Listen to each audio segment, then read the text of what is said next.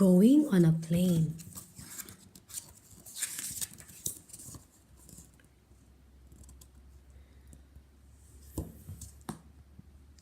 This is the Tripp family.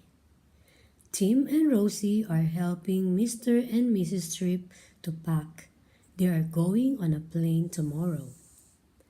They set off for the airport. Grandpa Tripp takes them in his car. Lily is staying behind with Granny and Rover the dog. Mr. Tripp unloads their bags. One of them topples over it. It is Rosie's. She collects her things. Sorry, says Mr. Tripp. The Tripps check in.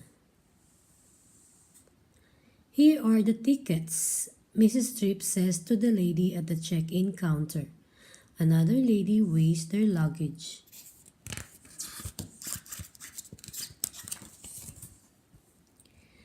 The Tripp goes through a metal detector.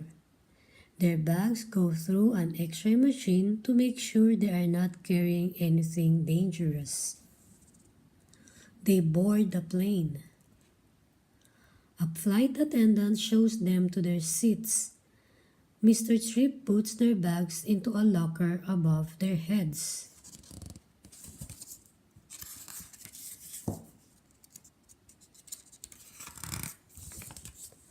They're ready for takeoff.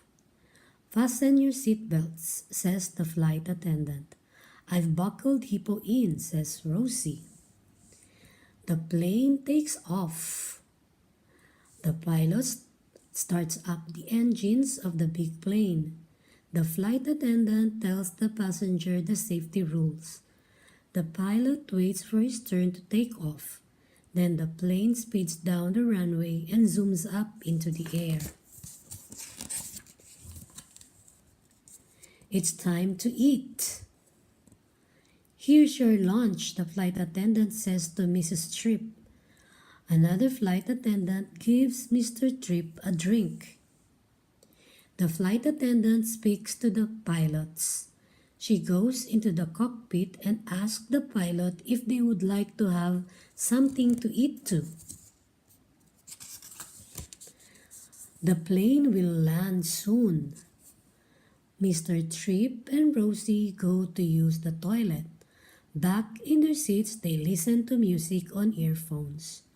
Tim looks out of the window. We're coming down, he shouts. Soon the plane lands safely on the runway. The Tripps gets off the plane.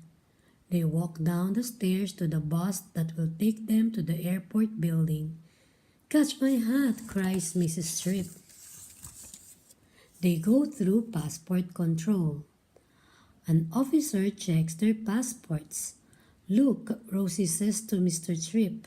He's putting a big stamp in yours. They collect their luggage. They wait at the baggage carousel until their bags arrive. Here are my things, Rosie says to a porter. The Tripps leave the airport. Mrs. Tripp gives the porter some money. Taxi, taxi, shouts Mr. Tripp, and off the Tripps go to their hotel. The end.